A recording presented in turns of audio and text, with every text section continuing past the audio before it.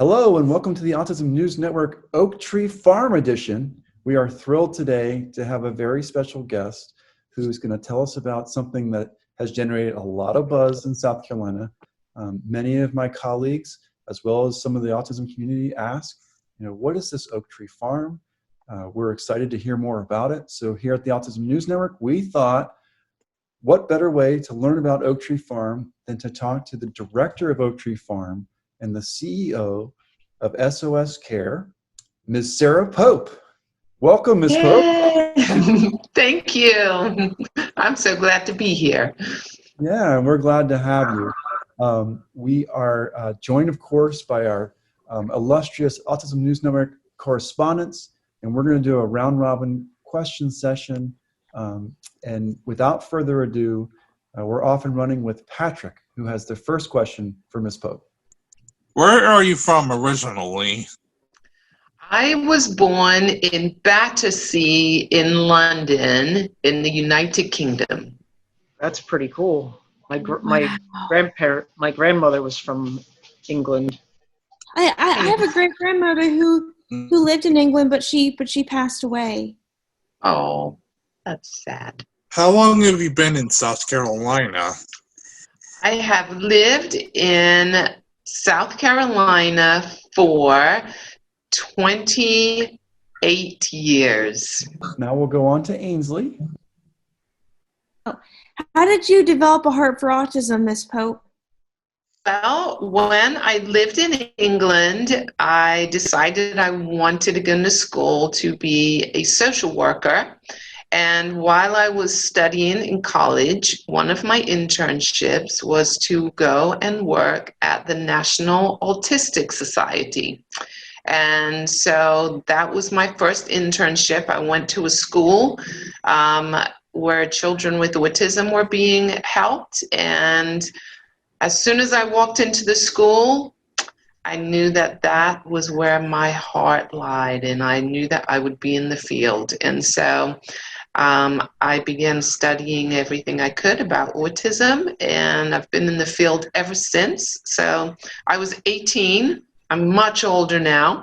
And I also have two children of my own that have autism. One is 26 and one is 19. Yeah, so it sounds like having a heart for autism has been a lifelong journey.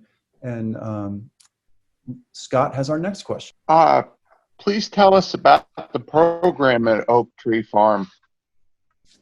Well, Oak Tree Farm has been really a dream for a long time. When I was in London, I worked in a very nice residential sort of program for people with disabilities, and I liked that it was very independent, and people were able to choose their homes and who they wanted to live with. And so I've sort of had that in my heart for a long time. And now that I'm working at SOS Care, we work with lots of adults that have autism and have some other disabilities. And we talk to them about where would they like to live if they were given a choice of different options and they could be more independent. And really an Oak Tree Farm really came from them. They said, we want to have our own place. We want to be independent. We don't want to live at home forever with family, but we want to be together because we're friends and we like the support of each other. And we like being comfortable around people who are like us. And so we said, fine, we'll help build a community that meets all of those needs. And so that's where the idea really came from for Oak Tree Farm. And our next question comes from Miles. Take it away, Miles. How would Oak Tree Farm work? Well, Oak Tree Farm works because people fill out a survey first and they tell us they're interested in going to maybe live at Oak Tree Farm. So we get some information on the survey which tells us a few details about a person, how independent they might be with certain skills, and it tells a little bit about their disability. And then we use that survey information to put them on a wait list, because we actually have 250 people waiting who would like to live in a place like Oak Tree Farm. And then we send out an application to them, which collects a lot more detailed information. Like, can you do your own laundry? Can you do your own grocery shopping? Can you stay by yourself for how many hours per day? What kinds of help would you need to be able to live there and be as independent as you can? So those were some of the things that we started working on when we came up with the details of actually the programming part of Oak Tree Farm. Well, now we're on to Lee. And Lee, if you want to mention your special interest in Oak Tree Farm, feel free to do that. But now we're on to question 6. Tell us about the future residents at Oak Tree Farm. What are their strengths and challenges? And that's a great question, Lee, and I bet you can probably help me with that, right? Because do you want to tell, does the group know about your interest at Oak Tree Farm? No, they know that I may be going there, yes. Yes. So what do you think your strengths are for being able to live at Oak Tree Farm? I have a willingness to learn about how to become more independent, and Yeah. I think that it would help me to go there. I like that. And what do you think your weakness might be, or things you might need help with while you're living there? Things like doing my laundry and stuff, I need to brush up on it and make sure I still know how to do it. Yeah. Just small details like that. Yeah. So a lot of the different people that will be going there have different needs. So, you know, the things that Lee is talking about are the things that we would have in a care plan. So we would make a care plan with each resident and really see what their needs are specifically. So we can find out who will be the person that helps with things like that. So who's going to help Lee do his laundry?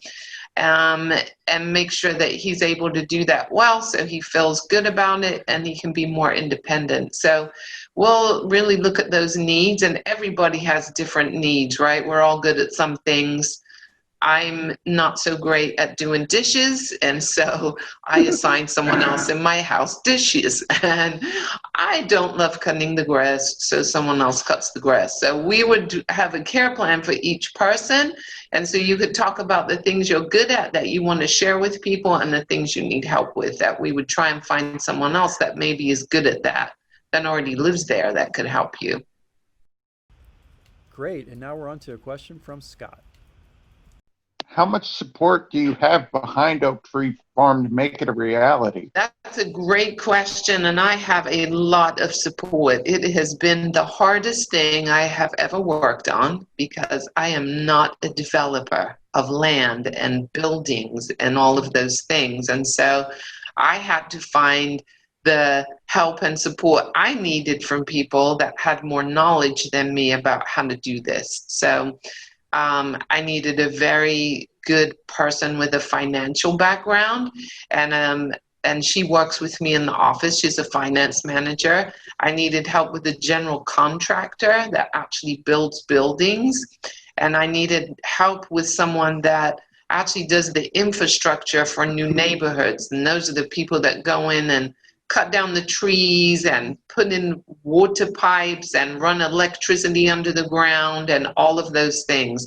So those were the things that were my weakness in the project and things that I really needed help with. So I believe it's good to gather your team of people, because we all have different things we're good at, and you put them all together, and then you're able to make a project happen. And now we'll go to Christina with our next question.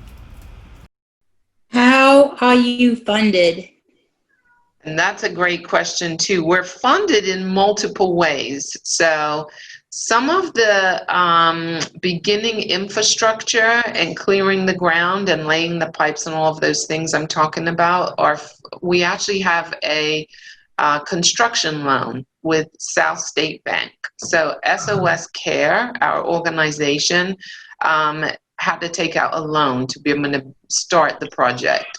And then we applied for funding for the first house. So we wrote a grant to the South Carolina Housing Authority, and they helped us with funding for the first house, which is actually the house that Lee is going to live in.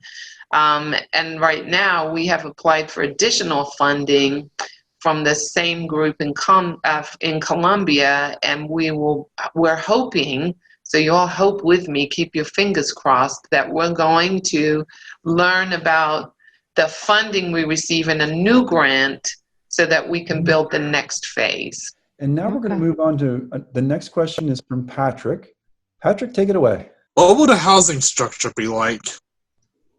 So the housing structure, the first house that we built is a duplex. So it's two houses that are joined together with a wall, and one side has 3 bedrooms and 3 bathrooms, and the other side of the house has 2 bedrooms and 2 bathrooms. So the first house is a 1-story duplex. The next phase of housing that we build are actually going to be 2-story apartment buildings, and they have 12 apartment units in each building. Some of them have 3 beds, some have 2, and some have 1. And so it depends on if people like to have a roommate, or they like to have 2 roommates, or they don't want to have a roommate at all. And so they can choose the way they would like to live in that structure.